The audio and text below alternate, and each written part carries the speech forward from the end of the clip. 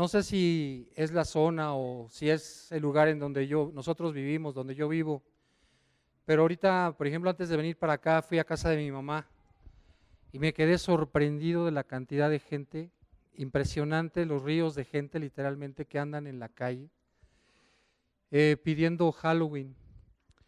Y bueno, trae a mi memoria un versículo que dice que por haberse multiplicado la maldad, el corazón de muchos se enfriará, dice la palabra, ¿no? Y estaba viendo a los niños y yo digo, ¿qué pensarán los niños que veo, mi propia hija, ¿no? De que, ¿cómo entenderán ellos lo que nosotros de cierta manera los forzamos o los obligamos a hacer, ¿no? Yo quisiera que oráramos para que el corazón de ellos entienda y comprenda toda la maldad que hay detrás de eso. Yo le decía a mi hija, mira, la Biblia parece que dice cosas así como fuera de lugar, ¿no? Por ejemplo, hay una parte en la palabra de Dios que dice, no harás pasar a tu hijo o a tu hija por fuego. Y a nosotros ahorita se nos ocurre, decimos, pero pues ningún papá arrojaría a su hijo o a su hija al fuego. Y ahorita ustedes ven aquí afuera y están papás y mamás y abuelitas y ahorita me bajé del carro y vi una mamá disfrazada con maquillaje blanco, capa y todo, que lleva a su hija, o niño o niña, quién sabe, de unos cuantos meses disfrazado de vampirito ya. Y eso es hacer pasar a su hijo o a su hija por fuego, porque no saben lo que están haciendo. Y bueno, que Dios se apiade de nosotros, de nuestros hijos. Yo creo que Dios hace su parte y lo que nosotros tenemos que hacer es hacer nuestra parte. Y que lo que quisiera es que las cosas se están endureciendo. Miren, de los que tenemos aquí de 40 para arriba, no sé si se acuerdan que en los 70s, por ejemplo, oíamos en los noticieros, en Canal 13, que se había un reportero a la guerrilla en El Salvador. Y yo conocí en la universidad a un compañero mío que él era salvadoreño, y me contaba cómo de un día para otro habían desaparecido el champú, los jabones, diversas marcas de esto, del otro, y decía, es que no sabes lo que es una revolución. Y a uno nos parecía así como que México estaba vacunado de eso, ¿no? Y luego sucedía en Argentina y luego sucedía en Chile y que se oía por ahí de vez en cuando. De la guerra de Vietnam se oía también. Y bueno, como que estamos acostumbrados a que hay guerras y esas cosas, pero que en México pasen esas cosas, ¿no? Pero las cosas se están incrementando y se están incrementando y vemos, por ejemplo, venía platicando con mi esposa y le digo, escuché una noticia que a mí me sorprende porque la precisión de la palabra de Dios es increíble. Por ejemplo, dice que México tiene actualmente reservas por 70,000 millones de pesos, de dólares, perdón. Cuando el problema del 94, México se quedó con 6,000 millones y ahorita tenemos entre 70 y está subiendo, cada día sube un poco más. Pero resulta que China tiene 900,000 millones de dólares. Y los que saben de estas cosas, los economistas dicen que el problema está en que estos chinos están comprando bonos del Tesoro americano. Y eso equivale a que hagan de cuenta que un día llegan los chinos al banco y dicen, oye, quiero que me des mi dinero, y los gringos van a decir, pues no tengo.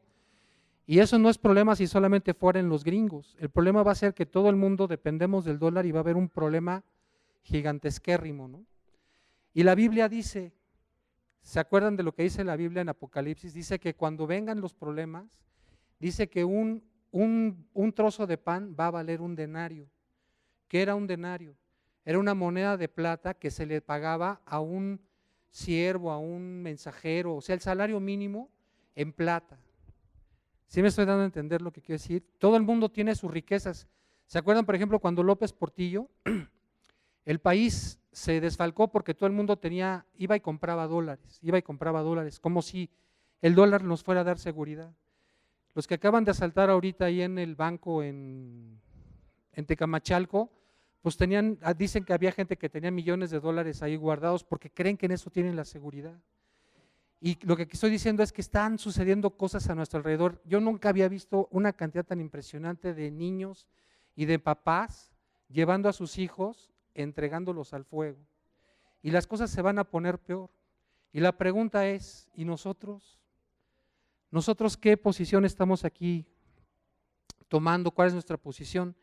Y bueno, toda esta introducción es porque quiero hacer un examen, no quiero yo hacerlo. Es un examen. ¿Sí saben para qué son los exámenes? ¿Para qué son los exámenes? Muchos pedagogos dicen que los exámenes no tienen mucho caso porque pues se aprenden los chamacos las cosas como perico, y si contestan el examen pues sacan 10 aunque en realidad no entendieron nada. Pero no se trata de hacernos tontos aquí, ¿no? No se trata de decir, esto dice la palabra de Dios en tal capítulo, tal versículo y en tal libro y ponme mi estrellita. Aquí lo que quiero tratar de hacer, o que la Biblia trata de hacer, es que hagamos un examen de conciencia. Repito, dice la palabra de Dios que cuando estemos en los tiempos finales, y creo que estamos viviendo ya tiempos muy duros, dice que el amor de muchos se va a enfriar. Fíjate lo que dice, el amor, y dice, y por haberse multiplicado la maldad en aquellos días, el amor de muchos se enfriará. Otra vez, y por haberse multiplicado la maldad en aquellos días, el amor de muchos se enfriará. Ahora, eso nos suena así como, a mí me suena pues como, si lo oímos aislado, me suena como si nos hubiéramos quedado a la deriva, que va a pasar mucho tiempo y que quién sabe qué es lo que nos va a pasar. Pero Jesús nos dejó en primer lugar una promesa y en segundo lugar nos dejó ¿saben lo que es un calibrador? ¿Para qué sirve un calibrador? ¿No saben para qué sirve un calibrador? Para medir. Por ejemplo, cuando se requieren precisiones muy exactas, menos que milimétricas, hay unos aparatos diseñados específicamente para medir las micras. Y un calibrador es es un parámetro que nos da para tomar una medida si estamos por arriba o por abajo de la medida estándar. Por ejemplo, dependiendo del carro que tengamos, el fabricante te dice, las llantas delanteras las tienes que inflar a tantas libras y las traseras a tantas libras. Y como a ojo de buen cubero, quién sabe cómo esté, mejor saco el calibrador. El calibrador mido y me dice a cuántas libras está la llanta adelante y a cuántas libras está la llanta de atrás. Eso es un calibrador. Y el Señor nos dejó algo semejante, un calibrador. ¿En dónde está ese calibrador? ¿Cómo es ese calibrador? Miren, vamos a abrir la palabra en el Evangelio de Juan.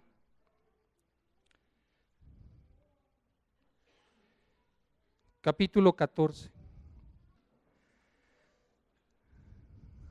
¿Listos?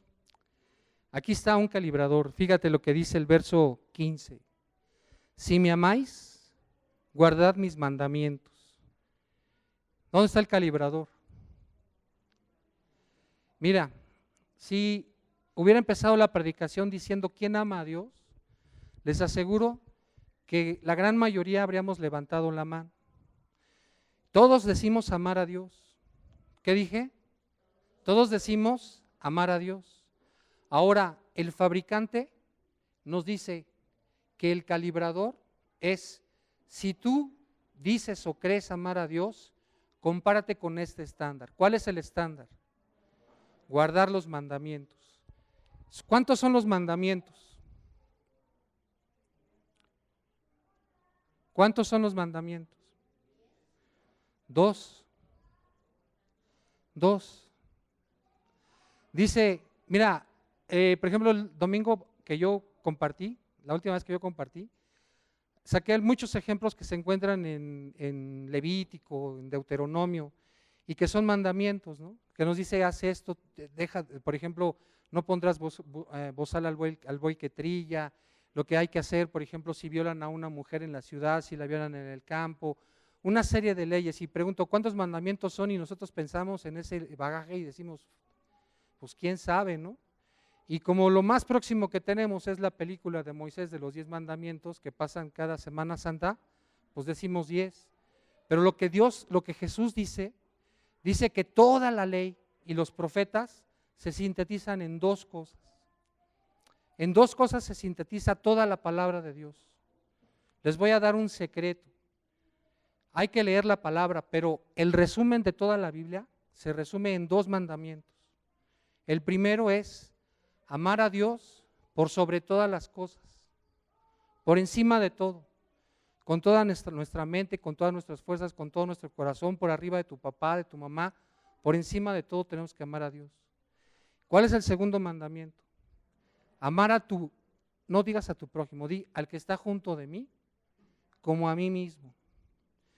El que está junto de mí ahorita, hermano, sí, pero también el que está junto a ti en el trabajo, el que está junto a ti en el camión, el que está junto a ti en la escuela, el que está junto a ti en el mercado.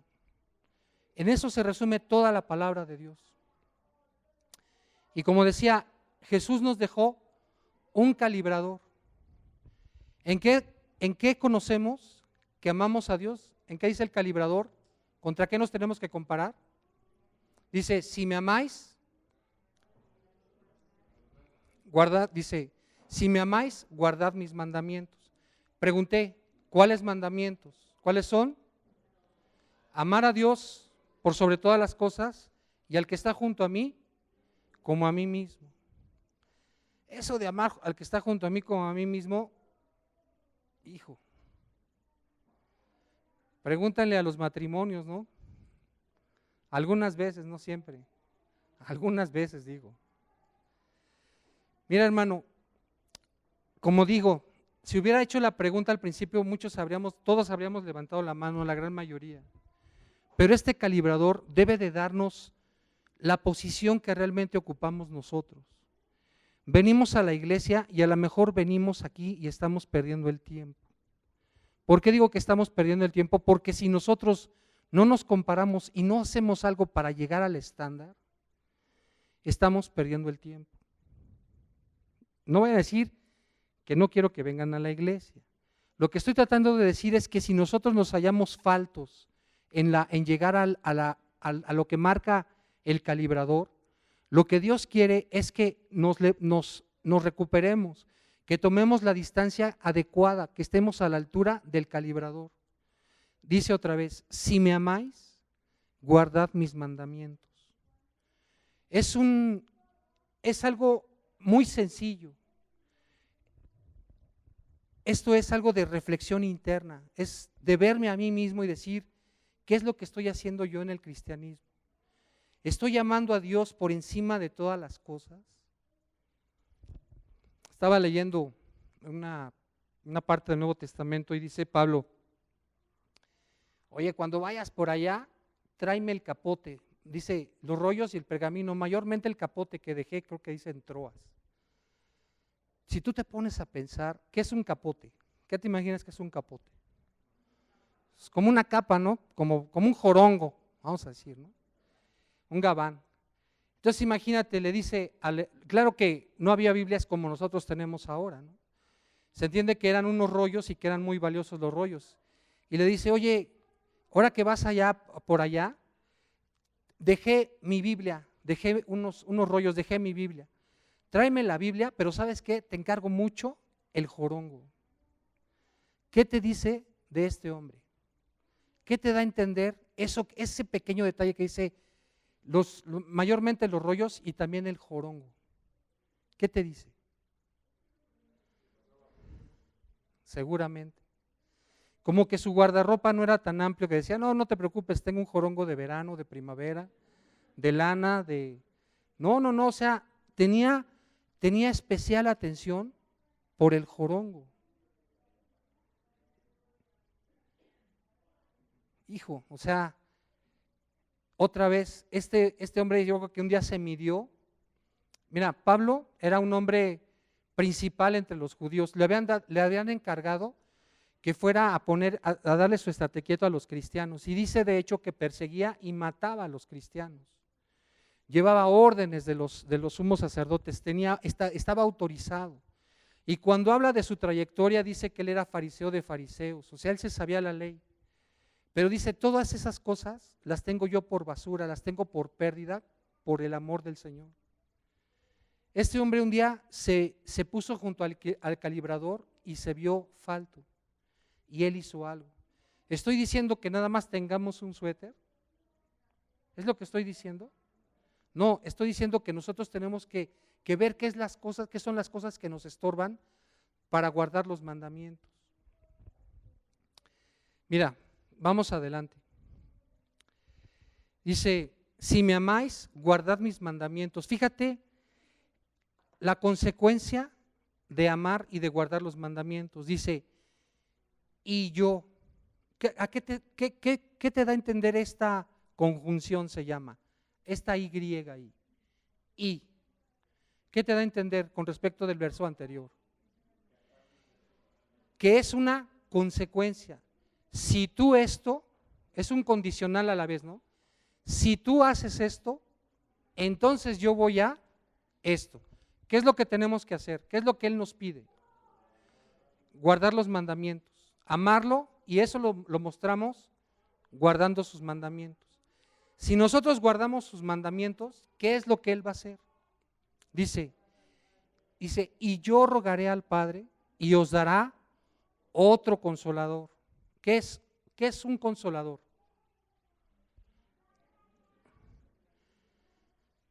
Mira, lo voy a poner de esta manera. Yo, honestamente, y se los digo, no es aquí golpes de pecho ni nada, pero no me gusta donde vivo. No me refiero a la colonia, no me refiero a mi casa, me refiero a lo que me rodea. Ves basura en todos lados, ves contaminación en todos lados. Esto que vi hoy de los chamaquitos pidiendo Halloween, niños ricos de media, por ejemplo, ahorita aquí en Satélite, aquí no sé cómo se llama la calle del Cine Apolo, hay una cola que llega de, no sé, de donde, casi donde damos vuelta aquí para subir al Super 7 a Gustavo Vaz. ¿Por qué? Pues creímos que había habido un accidente. No, una persona que ha de tener recursos económicos vistió toda su casa de los Monster. Entonces está yendo la gente a que le den regalos, a que le den dulces. ¿No la vieron? Los que pasaron por ahí.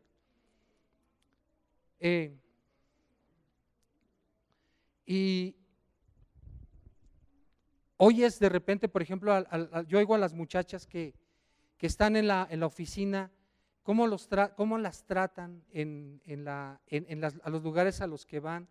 Y hay yo no sé si ustedes se sientan a gusto, pero yo me siento como oprimido, como que digo, yo no pertenezco aquí, como que no es esto lo que uno quisiera, no es al menos lo que yo quisiera.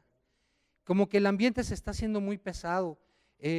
Como decía el otro día, voy por ejemplo sobre Insurgentes y veo los microbuses llenos de gente y veo puros hombres sentados y no veo que nadie dé el lugar, el metro atiborrado, nadie ayuda a nadie, mucha gente, ¿cómo diré?, con mucha suciedad tratando de limpiarte el carro. Dices, no, esto a mí no me gusta, esto no es lo que yo quiero, esto no es a donde yo voy, no es a lo que yo pertenezco. No sé si a ustedes les pasa, a mí me pasa. Y cuando Jesús habla, dice, les voy a dar otro consolador. Yo entiendo que es alguien que Jesús me está mandando para que me traiga un consuelo en lo que llego ante Él. Así lo entiendo, así lo quiero explicar pues. Dice, si tú me amas, tú vas a guardar mis. Fíjate cómo es una cadena. Si tú dices que me amas, te tienes que calibrar, tienes que ponerte junto al calibrador y ver si lo que dices de verdad lo estás haciendo. ¿Cómo, Señor? Si tú dices que me amas, entonces tienes que hacer dos cosas: amar por sobre todas las cosas y al que está junto a mí. Dice, si tú haces estas dos cosas, yo te voy a dar a ti una cosa. Dice, te voy a dar a ti, dice, no dice una cosa, te voy a dar otra cosa. Te voy a dar, dice, otro consolador. Dice, porque para que esté con vosotros para siempre. Y ahora se detiene Jesús a explicar quién es ese consolador, cómo es. Dice, ese consolador es el Espíritu de verdad, al cual el mundo no puede recibir. Mira, decía ahorita, ¿qué podemos hacer aquí en la iglesia? Capaz de que si ponemos un letrero y decimos, no, aquí nosotros no damos Halloween porque somos cristianos, o arrepiéntete, o estás entregando a tus hijos al fuego, ¿tú crees que la gente nos haría caso? porque tratamos, en primer lugar lo estamos haciendo de mala manera, pero tendríamos que hacerlo de una manera que la gente lo pueda asimilar. Pero resulta que los niños, ¿cómo le vas a explicar esto a un niño? Si lo que el niño, lo que el niño recibe son dulces. Su mamá se disfrazó de bruja y está yendo para que le den dulces y tú le dices no te doy dulces porque es malo. ¿Cómo le va a hacer Dios para redarguir ese corazón? Nosotros no lo podemos hacer. Es el Espíritu Santo el que lo va a hacer. Y por eso nosotros tenemos que hacer, fíjate, dice, ese consolador que nos va a dar es el Espíritu de verdad al cual el mundo no puede recibir porque no lo ve ni le conoce. Fíjate la paradoja. Si nosotros pusiéramos el letrero, no haría nada, ese letrero. Cerraría aún más los corazones para con la iglesia, para con los que estamos aquí adentro. Por eso lo que el Señor hace es que nos da a los que hemos escuchado la voz del buen pastor, nos da ese consolador para que nosotros que lo vemos y lo conocemos, se lo demos a conocer al mundo. ¿Sí me estoy dando a entender? Es decir, el Señor no lo da directamente, lo da a través de nosotros. ¿Sí? ¿Sí? Dice en otra parte, dice, para que con la misma consolación con la que ustedes son consolados, ustedes consuelen. Nosotros consolemos. Fíjate cómo parecía algo de nada. ¿Quién ama a Dios? Todos hubiéramos levantado la mano. Y cuando decimos, ¿cuál es el calibrador? Dices, ay Dios, amar a Dios por encima de todas las cosas y al que está junto a mí como a mí mismo. Y dice, si tú haces estas dos cosas, amas a Dios y amas al que está junto a ti, yo te voy a dar otra cosa. Ya tienes la primera, que es el amor de Dios. La otra cosa es, te voy a dar un consolador. Dice, al cual el mundo, o sea, no lo puedo yo enviar al mundo de una manera directa. Es decir, la gente de afuera, los que están ahorita pidiendo Halloween, las mamás, los papás, todos ellos no pueden recibir el Espíritu Santo. ¿Por qué? Porque no lo ven, no lo entienden. Entonces nos ha dado a nosotros el Espíritu Santo, a los que ¿qué? A los que amamos, porque amamos a Dios y guardamos sus mandamientos. Nos está dando el Consolador para que a su vez nosotros lo hagamos llegar a la gente. Mira, fíjate cómo dice. Dice, pero vosotros le conocéis porque, dice, verso 17, el Espíritu de verdad al cual el mundo no puede recibir porque no le ve ni le conoce. Pero, como que salta, ¿no? Dice, pero vosotros le conocéis porque mora con vosotros y estará en vosotros. Hay una gran diferencia entre que mora con ustedes y que esté en ustedes. Mira, por ejemplo, desde que mi hija iba a la escuela, mi hija mora con nosotros, ¿no?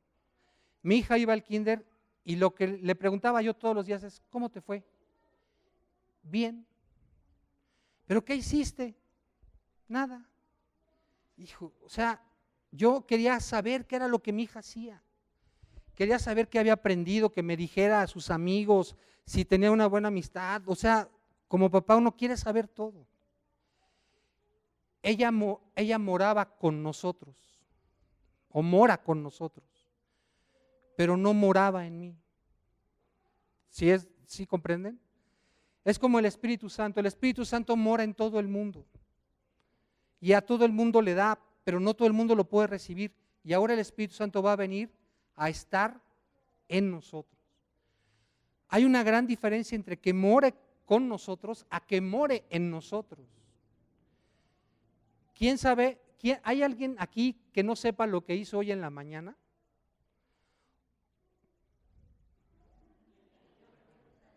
A ver, estamos hablando de conciencia. Tú, Eric, ¿no sabes lo que hiciste antes de venir a la iglesia?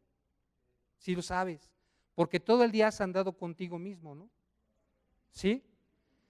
Pero tu mamá no sabe qué hiciste a las 4 de la tarde si no estaba contigo.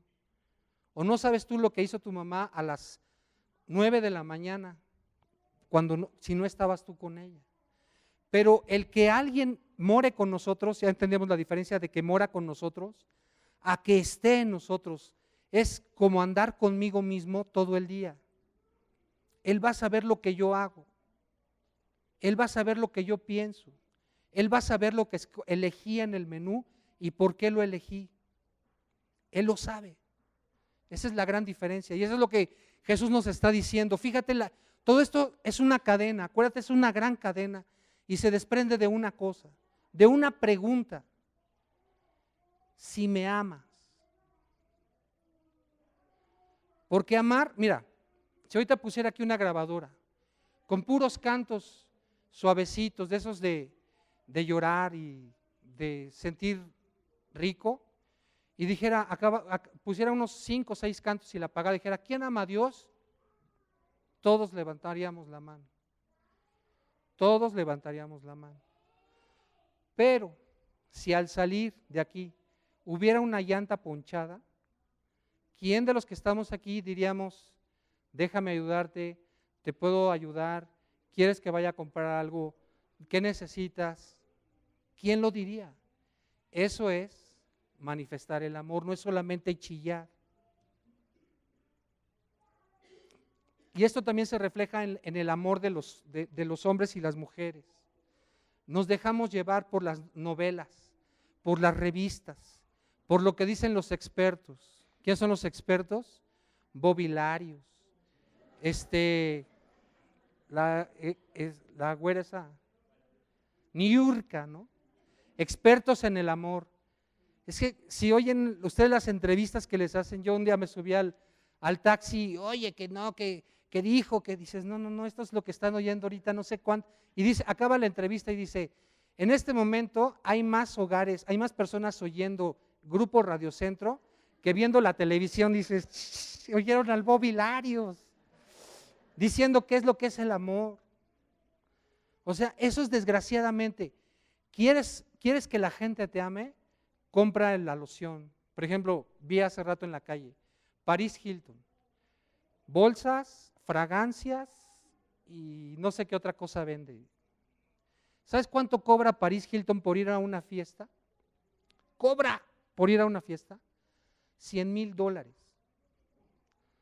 ¿Por qué? Pues porque las cámaras van a estar ahí y yo como mercadólogo digo que por eso trajeron a Paris Hilton aquí, creo que a Liverpool, ¿no? Con el Alejandro Fernández, que ni lo peló ni nada, $100,000 ahí. ¿Para qué? Para que las cámaras de televisión, las cámaras de TV Notas, de TV Novelas, de Kena, de Cosmopolitan, de Hola, de todo eso, estuvieran tomando las fotos y saliera gratis la publicidad de Liverpool. Esa es la medida que tenemos afuera. Pero la medida que Dios nos da, dice, tú me amas, guarda mis mandamientos. Es que, ¿sabes qué? No le ayudé a cambiar la llanta porque tengo sueño. Sí, pero el que dieron en el camino y el otro, el que lo ayudó, eran enemigos, no se hablaban.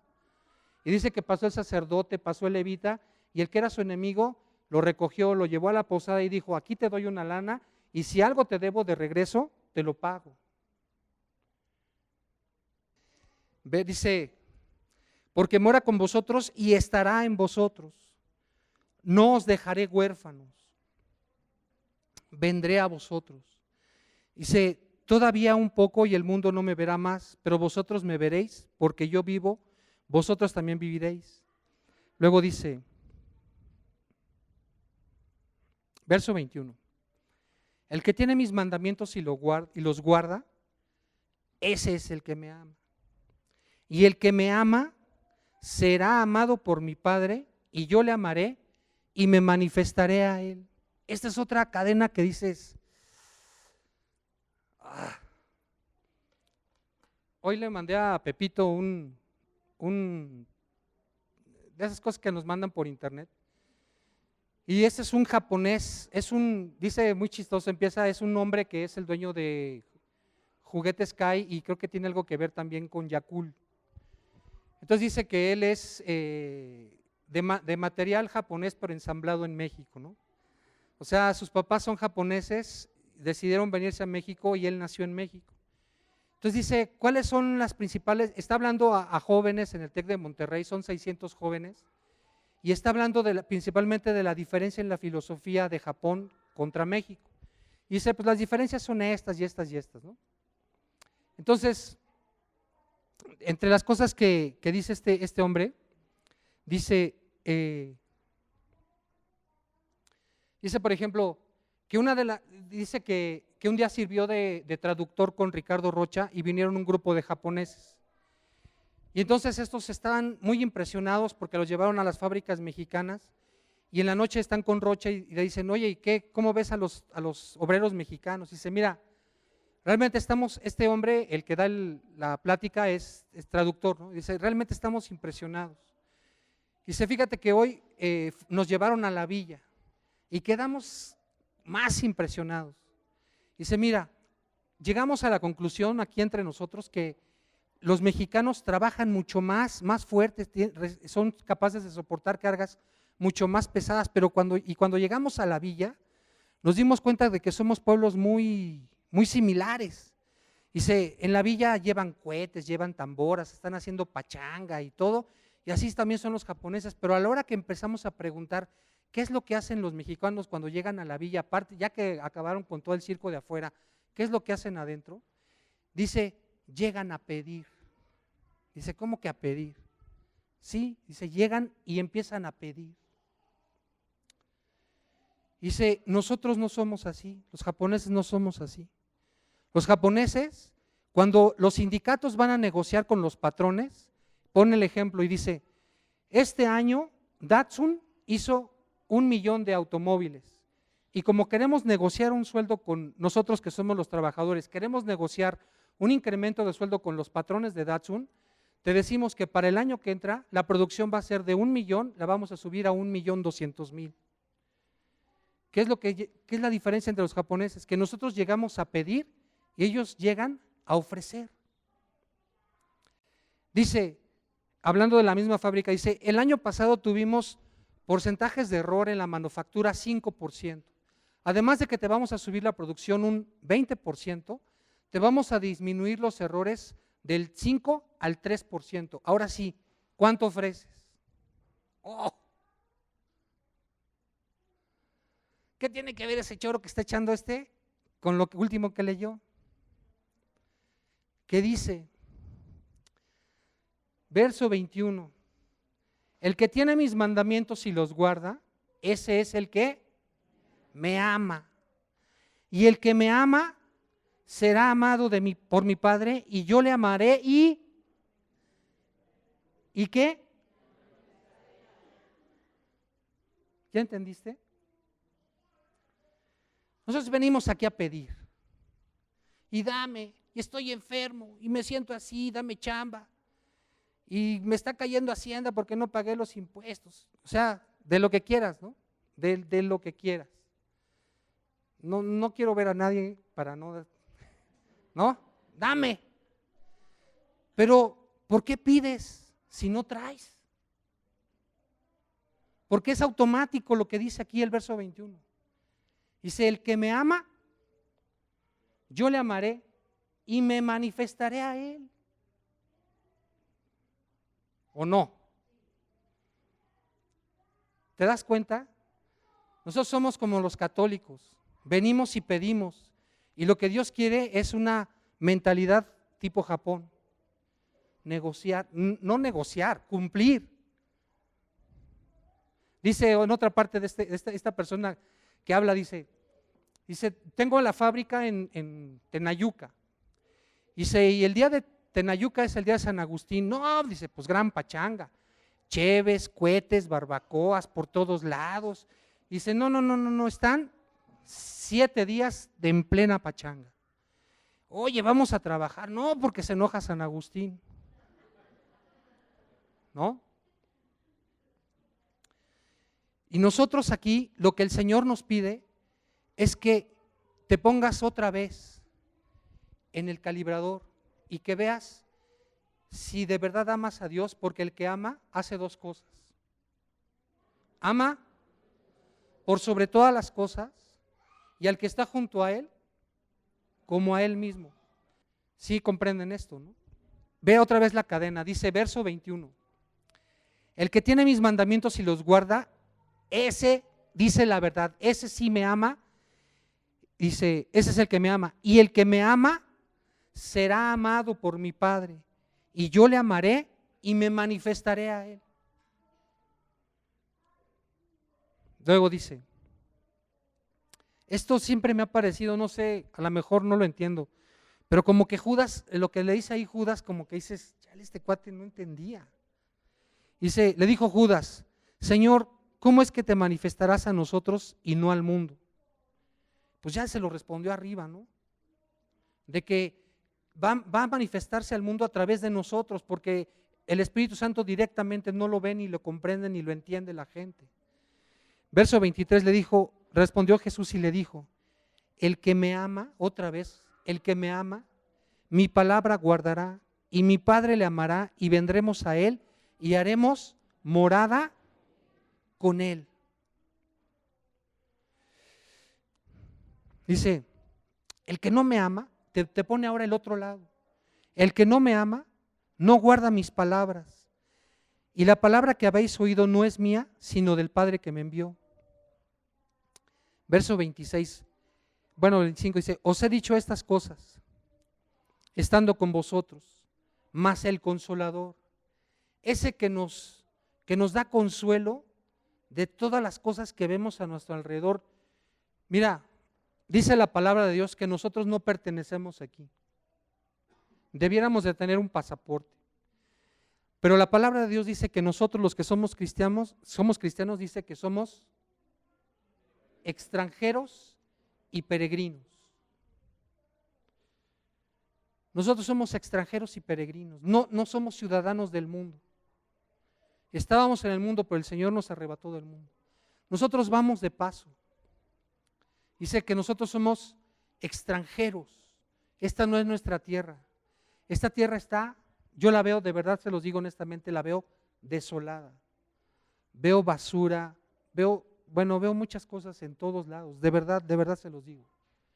Digo, yo no soy de aquí, no pertenezco aquí. Porque mira, nada más quiero que leas Apocalipsis. Si tú ves el chique, por ejemplo, ¿vieron el reportaje de López Dóriga del río, del Cañón del Sumidero? Hace unos meses, ya hizo un año, en Semana Santa hizo un año. Resulta que en el Cañón del Sumidero, obviamente es el río Sumacinta, y todos los pueblos que están pegados al río descargan sus aguas negras y su basura ahí. Entonces imagínense que el río lleva el caudal y llega un momento en el que se estrecha y por las lluvias, los deslaves naturales, se va acumulando madera y bloquea.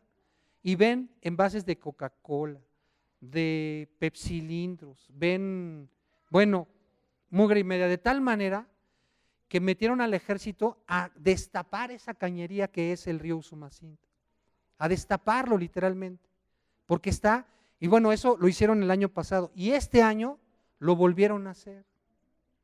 Nosotros no pertenecemos a eso. ¿Qué dice Apocalipsis? Apocalipsis no te habla de que va a haber un chiquero. Apocalipsis te dice cosas que ojo no ha visto, ni que se le han ocurrido a nadie y que no entiendo, pero yo me lo quiero imaginar, digo, esto va a estar padrísimo. Dice que las calles son de oro, que como un mar de cristal. No sé, yo creo que va a brillar, pero no voy a ver mugre, no voy a ver calles pavimentadas con baches, con agujeros, coladeras sin tapa. No voy a ver basura, no voy a ver casas sin terminar, no voy a ver, no, o sea, va a ser otra cosa. Ponte a leer Apocalipsis, lo que dice de los cimientos, berilio, ónice, puras piedras preciosas, o sea, va a ser otra cosa, hermano. Por eso nosotros somos extranjeros y peregrinos. El que se quiera medir, no es el que diga, ay, es que esa grabadora que puso, hermano, me hizo llorar tanto. Yo sí soy cristiano, yo lloré mucho cuando usted habló así, o cuando oí esa canción que cantó el hermano Juan. No, hombre, yo quiero estar en ese jardín también. No se trata de eso, porque se mueve el sentimiento, y el Señor no es cuestión de sentimiento, el Señor es cuestión de acción.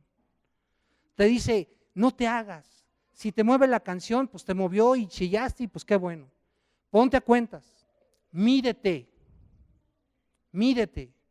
Si tú dices que me amas, ¿qué hay que hacer? Por encima de todas las cosas. Oye, no voy a tener un contrato, no lo tengas. Es muy fácil decir aquí, nosotros que somos adultos, como no sé quién lo dijo, creo que lo dijo el pastor Daniel, ¿no? El domingo. No, perdón, lo escuché en el radio, ya me acordé, lo escuché en el radio. Dice lo mismo un hermano que predica en la 1440, el domingo como a las 6:30, 7 de la noche. Dice que a tu hijo le van a bajar 3 puntos, no importa, que repruebe. Que repruebe. Dice, sí, hermano, ¿no? Yo le voy a enseñar a mi hijo. Pero cuando te vas a ganar un contrato, bueno, no digamos contrato para que nadie se sienta, una lanita extra, ¿no? Que a nadie le cae mal, por hacer algo que no está del todo bien, que mi hijo que aprenda, o sea, mi hijo sí, pero yo le doy de comer, ¿qué le voy a decir a mi hijo? Que no tengo esto, ¿para qué? ¿Por qué? Cuando lo que el Señor dice es, me manifestaré a ti si tú me amas por encima de todas las cosas. Pero la queremos llevar a la segura la queremos llevar. Pero no la llevamos a la segura, así la llevas a la insegura. A la segura es midiéndote. Mira, cada domingo y cada miércoles ya hemos sacado la cuenta, son 52 domingos y son 52 miércoles, eso te da 104 predicaciones al año mínimo. Y si vienes a los jóvenes y son cada 15 días, son 26 más, ¿no? ¿Cuántas cosas? No, se resume en 2 cosas. Todo lo dicho, todo esto se resume en 2 cosas. Amar a Dios por encima de todas las cosas y al que está junto a mí como a mí mismo.